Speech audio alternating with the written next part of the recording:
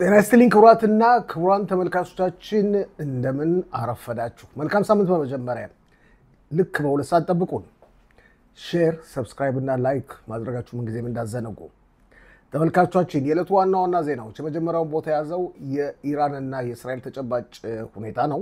የተኩስ አቁም ስምምነቱ እየተከበረ ነው። ይህ በዚህ እንዳለም በትላንትናው ዕለት ሁላችሁም በተለያዩ የቴሌቪዥን ጣቢያዎች ተመልክታችኋል። 60 የኢራን የጦር አዛዦችና ሳይንቲስቶች ከነቤተሰቦቻቸው የቀብር ስነ ስርዓት ተፈጽሟል። የኢራን ሕዝብ በከፍተኛ ሁኔታ እያለቀሰ ነው።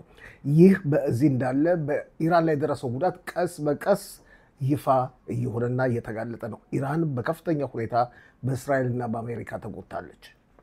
በአዛ ያለው ተጨባጭ ሁኔታ በዛሬው ዕለት ኻን ዩኒስና አዛ ከተማ የሚኖሩ ፍልስጤማውያን ከተማውን ለቀው እንዲወጡ ታዘዋል።